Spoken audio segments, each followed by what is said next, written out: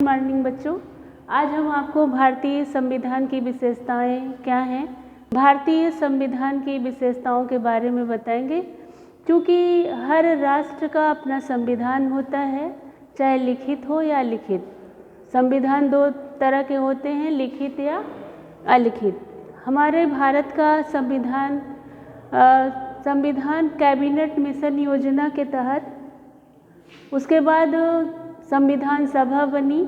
संविधान सभा की पहली बैठक 9 दिसंबर 1946 को हुई। संविधान सभा की पहली बैठक 9 दिसंबर 1946 को हुई और संविधान सभा के अस्थायी अध्यक्ष थे डॉक्टर राजेंद्र प्रसाद। प्रारूप समिति के अध्यक्ष थे डॉक्टर भीमराव अंबेडकर। जब हमारा संविधान बना तो भारत का संविधान विश्व का सबसे व्यापक संविधान वो होता है जिसके अनुसार किसी भी राष्ट्र के शासन का संचालन होता है, चाहे वो लिखित हो या अलिखित। भारत का संविधान लिखित है, ब्रिटेन का संविधान अलिखित। तो हम आपको भारतीय संविधान की क्या विशेषताएं हैं शॉर्ट में उसको बताएंगे। सबसे पहले लोकप्रिय प्रभुसत्ता पर आधारित संविधान।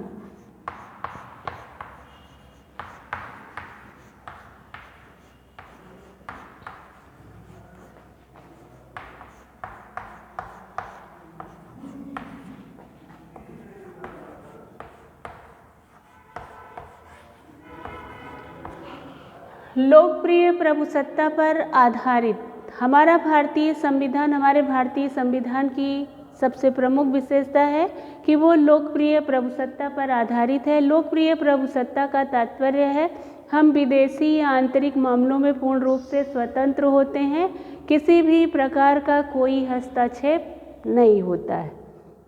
नंबर 2,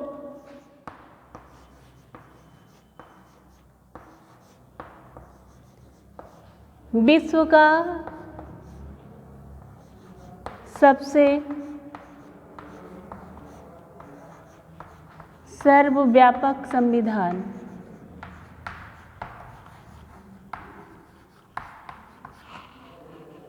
भारतीय संविधान विश्व का सबसे सर्वव्यापक संविधान है। जब भारतीय संविधान अंगीकृत किया गया 1949 में, 24 नवंबर 1949 को हमारा संविधान अंगीकृत किया गया और 26 जनवरी 1950 को हमारा संविधान लागू हुआ।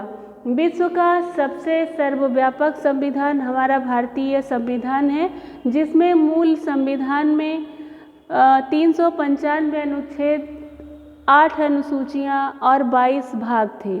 लेकिन वर्तमान समय में भारतीय संविधान में 444 अनुच्छेद, 26 भाग और 12 अनुसूचियाँ हैं।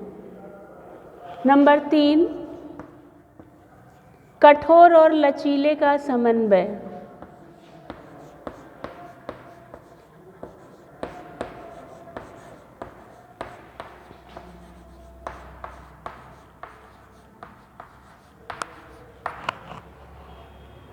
पंडित जवाहरलाल नेहरू ने संविधान सभा में कहा था कि हमें अनागत की ओर नहीं देखना है। भारत एक विशाल राष्ट्र है जिसके लिए संविधान बना रहे हैं, तो हम 3 बातों को ध्यान में रखते हुए अपने संविधान को बनाएंगे। सर्वसम्मति, सहनशीलता, परिवर्तन के साथ चयन। पंडित जवाहरलाल नेहरू ने कहा था। तो कठोर और लचीले का समन्वय। हमारे भारतीय संविधान को न तो बहुत अधिक रिजिड कठोर बनाया गया है और न ही बहुत अधिक लचीला। क्योंकि अमेरिका का संविधान कठोर है, लेकिन हमारे भारतीय संविधान को कठोर और लचीले का समन्वय, मतलब कि आसानी से परिवर्तन हो जाता है हमारे संविधान में। नंबर 4,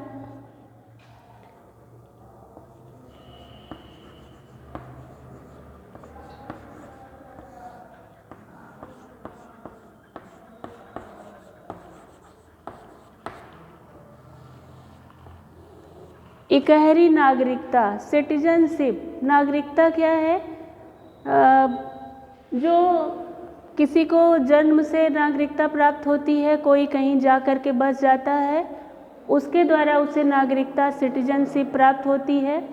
तो भारतीय संविधान के भाग 2 अनुच्छेद 2 से 15 तक सिटीजनशिप या नागरिकता का विवेचन किया गया है।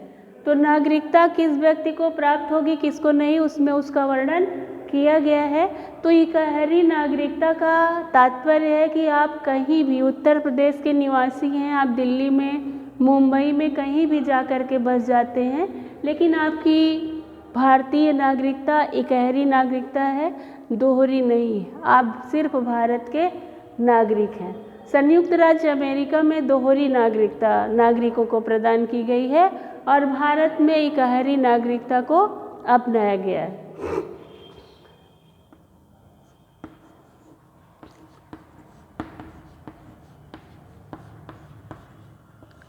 संसदात्मक अगला है संसदात्मक शासन व्यवस्था।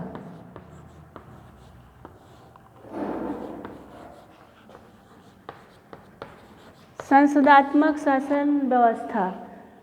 भारतीय संविधान विश्व का सर्वव्यापक संविधान है और इतने बड़े राष्ट्र के लिए संविधान बनाया जा रहा था, तो हर संविधान की अपनी कुछ विशेषताएं होती हैं। संसदात्मक शासन व्यवस्था में जो राष्ट्र का प्रमुख होता है वो संवैधानिक प्रमुख होता है, कार्य मंत्रिपरिषद करती है, और जो राष्ट्र का प्रधान राष्ट्राध्यक्ष होता है वो संवैधानिक प्रमुख होता है, जैसे ब्रिटेन का सम्राट, भारत का राष्ट्रपति। तो संसदात्मक शासन प्रणाली हमने ब्रिटेन से ही लिया है, संसदीय शासन व्यवस्था ब्रिटेन से लिया है हमने, और भारत में संसदात्मक व्यवस्था को अपनाया गया है।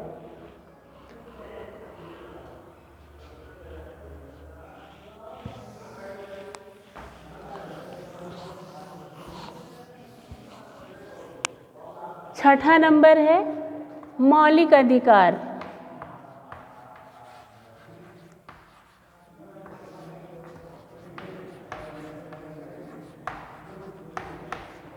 छठा है मौलिक अधिकार। अभी हमने इसके पहले वीडियो में आपको फंडामेंटल राइट मौलिक अधिकारों के बारे में बताया। मौलिक अधिकार भारतीय संविधान के भाग 3 अनुच्छेद 12 से 35 तक मौलिक अधिकारों का विस्तृत विवेचन किया गया है। भारतीय संविधान में मौलिक अधिकारों को स्थान दिया गया क्योंकि बिना अधिकार के न तो व्यक्ति अपना विकास कर सकता है, न तो किसी राष्ट्र का विकास संभव है।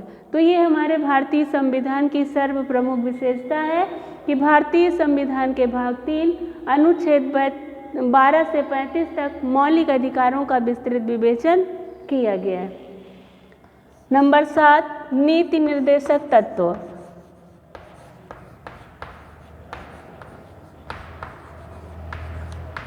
नीति निर्देशक तत्व भारतीय संविधान के भाग 4 में, भारतीय संविधान के भाग 4 में अनुच्छेद 36 से 51 तक नीति निर्देशक तत्वों का विवेचन किया गया। नीति निर्देशक तत्व भारतीय संविधान में इसलिए बनाए गए हैं कि राज्य लोक कल्याणकारी राज्य की स्थापना करेगा, मतलब ऐसा कहा गया। लेकिन नीति निर्देशक तत्व न्यायालय में प्रवर्तनीय नहीं। भारतीय संविधान द्वारा डायरेक्टिव प्रिंसिपल अनुच्छेद 36 से 51 तक दिए गए हैं, लेकिन ये न्यायालय में प्रवर्तनीय नहीं है। ये भी हमारे भारतीय संविधान की एक विशेषता है कि राज्य लोक कल्याणकारी राज्य की स्थापना करेगा, ऐसा होगा।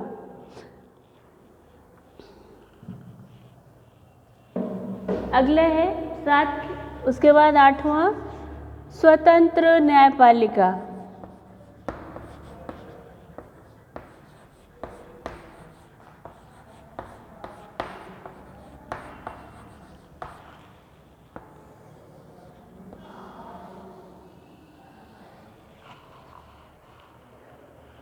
भारतीय संविधान में शासन के 3 अंग हैं, कार्यपालिका, व्यवस्थापिका, न्यायपालिका। तीनों के अपने अलग अलग कार्य हैं। तो भारतीय संविधान की विशेषताओं में स्वतंत्र न्यायपालिका। स्वतंत्र न्यायपालिका सर्वोच्च न्यायालय। न्यायपालिका कौन है? सर्वोच्च न्यायालय। सर्वोच्च न्यायालय दिल्ली में स्थित है। सर्वोच्च न्यायालय में एक मुख्य न्यायाधीश और अन्य 30 न्यायाधीश वर्तमान समय में हैं। तो भारतीय संविधान की एक यह भी विशेषता है कि भारत के संविधान में स्वतंत्र न्यायपालिका की व्यवस्था की गई है। अगला है वयस्क मताधिकार।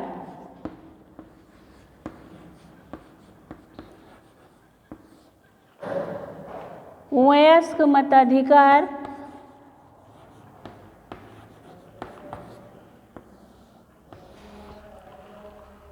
मताधिकार को लेकर के फेमिनिज्म या नारीवादी आंदोलन संयुक्त राज्य अमेरिका से शुरू हुआ, जो सबको पता है। नारी चूँकि पहले जो है महिलाओं को वोट का अधिकार नहीं था, उन्होंने राइट टू वोट के लिए आंदोलन किया और उसके पश्चात ही जब सब देश स्वतंत्र हुए तो उनको क्या क्या ज़रूरतें, हर राष्ट्र में क्या कमियां थी प्राचीन काल में, उसको देखते हुए अपने संविधान का निर्माण किया। तो वयस्क मताधिकार का तात्पर्य है कि हर महिला या पुरुष जो 18 वर्ष का हो गया है उसे मताधिकार देने का अधिकार है, उसे मताधिकार से कोई वंचित नहीं कर सकता। ये भी भारतीय संविधान की एक प्रमुख विशेषता है। 10वां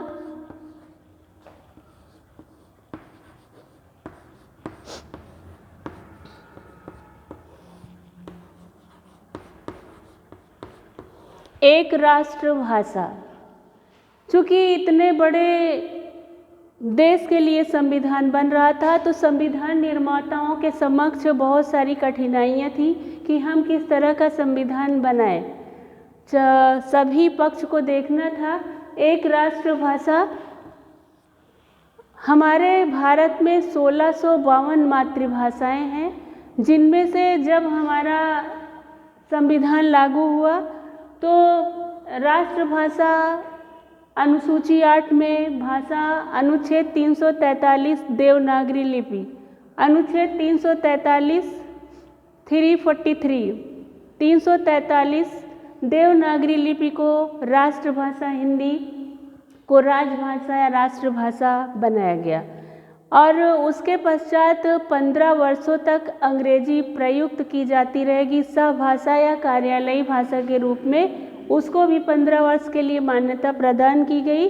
लेकिन वर्तमान में धीरे धीरे अभी भी ऐसा ही चला आ रहा है कि अंग्रेजी ने अपना जो है वर्चस्व कायम कर लिया है और आज भी उसी रूप में, जिस रूप में हमारा संविधान बना था, राष्ट्रभाषा हिंदी है, लेकिन अंग्रेजी कार्यालय के रूप में आज भी प्रयुक्त की जा रही। वर्तमान समय में 22 संवैधानिक मान्यता प्राप्त भाषाएं हैं, 1652 मातृभाषाएं हैं और वर्तमान समय में 22 मान्यता प्राप्त संवैधानिक भाषाएं हैं।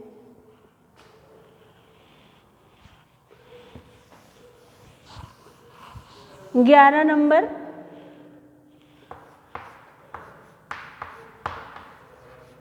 संघात्मक शासन व्यवस्था।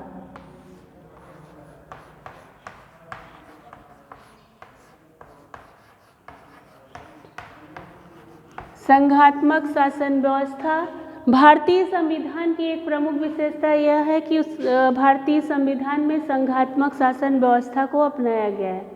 संघात्मक शासन व्यवस्था का तात्पर्य है कि केंद्र की कार्यपालिका, व्यवस्थापिका, न्यायपालिका अलग है और राज्यों की जो सरकारें हैं, कार्यपालिका, व्यवस्थापिका, न्यायपालिका, वो अलग है। 12 समाजवादी राज्य।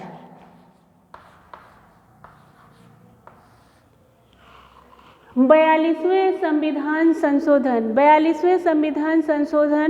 1976 में समाजवादी राज्य भारतीय संविधान में जोड़ा गया, जो कि मूल संविधान की विशेषताओं में नहीं था।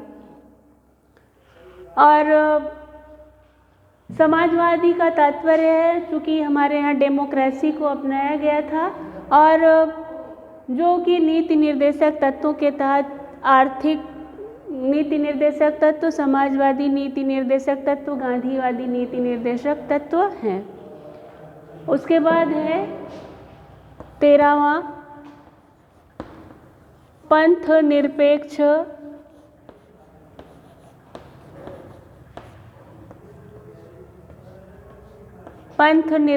राज्य। पंथ निरपेक्ष राज्य हमारे भारतीय संविधान के जो प्रीम्बल है, जो प्रस्तावना है, उसमें धर्म निरपेक्ष शब्द नहीं जोड़ा गया था। उसको भी 42वें संविधान संशोधन के तहत 1976 में समाजवादी पंथ निरपेक्ष शब्द को जोड़ा गया हमारे भारतीय संविधान की। ये भी एक प्रमुख विशेषता है।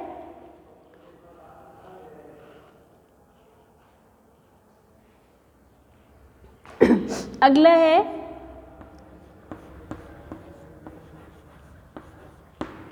लोकतंत्रात्मक गणराज्य।